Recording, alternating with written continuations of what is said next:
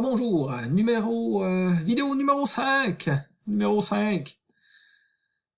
Des notes de cours de dimensionnement d'alimentation en eau potable. Alors, on était rendu à la méthode alternative. Comme je l'ai dit un petit peu tantôt, c'est un mix entre une méthode du Code national de plomberie, de l'ASP et de l'Acheray. Je prends le meilleur des chaque monde. OK, bon, c'est quatre étapes super simples. OK? Premièrement, on dessine le réseau. OK? Puis on marque le facteur d'alimentation sur chacun des appareils. C'est la même affaire que le Code national de plomberie, le premier tableau qu'on a montré en haut. Okay? Chaque appareil a un facteur d'alimentation spécifique. On fait ça, puis on fait l'addition aussi à mesure qu'on rajoute des appareils. Bon. On va utiliser la colonne totale.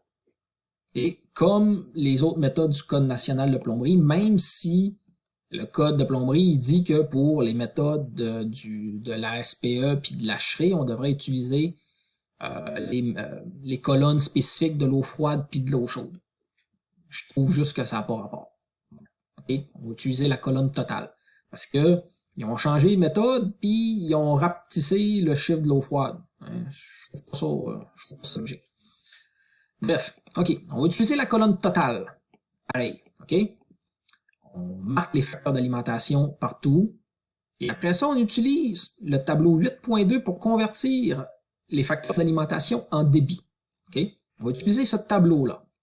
Donc, unité d'alimentation, okay?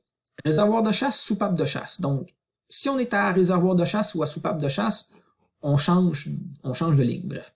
Mais c'est juste à partir du moment qu'on est alimenté par des soupapes de chasse. Qu'on alimente des soupapes de chasse. Donc, si je pars, mettons, du lavabo le plus éloigné, OK, ben, du réseau le plus éloigné, puis j'ai pas de toilette encore, OK, mettons que j'ai un lavabo, un évier, blablabla, puis qu'à un moment donné, paf, je tombe sur une toilette à réservoir de chasse, ben, c'est à partir de là que je change de colonne, OK? Là, je suis rendu à alimenter des soupapes de chasse. J'espère que c'est clair. Mais bref, nous autres, dans notre projet, on n'a pas de toilettes à soupape de chasse. On a juste des réservoirs de chasse. Okay? Donc, on n'utilise que la colonne réservoir de chasse. Bon, bref. Admettons que j'arrive, je suis à 20 unités d'alimentation. Donc, ça me donne 14 gallons par minute. Okay? Prochaine étape, choisis le bon diamètre selon la figure 8.12. En utilisant une vitesse de 5 pieds par seconde, plus ou moins 1. Okay? Donc, je vais calculer, mettons, en tout cas, bref. Ça, c'est le tableau pour de la tuyauterie de cuivre. Okay? Ça fait c'est le tableau pour les parois lisses, donc c'est du cuivre de type M, L ou K. Okay? Nous autres, la tuyauterie de cuivre, c'est type type L pour eau chaude, eau froide. Type L. Okay? Distribution d'eau chaude et froide, c'est du type L, cuivre.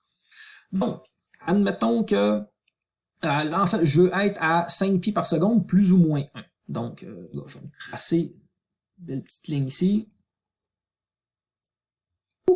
Puis une autre là. Donc, 5 plus ou moins 1, c'est que je suis entre 4 et 6. Donc, 4 pieds par seconde, 5 pieds par seconde, 6 pieds par seconde. Puis les diamètres de tuyauterie, mes tuyauteries sont là. Okay? Donc, le choix, en fait, 3 huitièmes, on ne va jamais jusque-là. Donc, c'est une demi, 3 quarts, 1. Puis là, ben, je saute à 1 pouce et demi, mais il ne faut pas oublier qu'il y a le 1 pouce écart ici. Okay? Il y a la ligne du 1 pouce écart. C'est 32 mm. Okay? Ben, il ne faut pas l'oublier. 32 mm. Bon, okay, exemple. Que j'arrive à 40 gallons par minute. Bon, 40 gallons par minute. Je vais tracer une ligne. Bon, 40 gallons par minute. Là, je regarde chacun des tuyaux. Bon, à 38 mm, je suis plus haut que 6 pieds par seconde de vitesse. Donc, ça marche pas. Donc, je devrais aller à l'autre, à 2 pouces, 51 mm.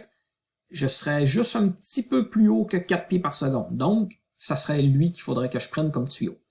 Donc, je récapitule, je m'en vais, le facteur d'alimentation que j'ai écrit sur les plans, je dois le convertir en débit en gallons par minute. Donc là, j'ai pris, au plan, j'ai pris 40, donc mettons que j'étais à 86 facteurs d'alimentation, je vois que c'est 40, je m'en viens à 40 ici, débit en gallons US, gallons par minute US, je trace une ligne, je dois être entre 4 et 6.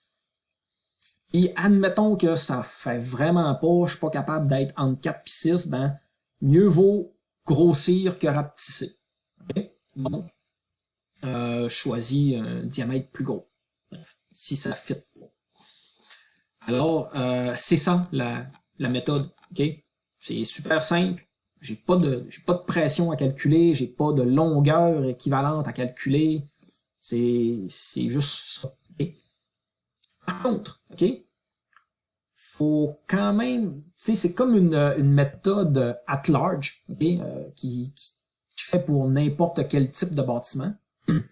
Par contre, ça veut pas dire que la pression de la ville va être correcte pour alimenter n'importe quel type de bâtiment. Okay?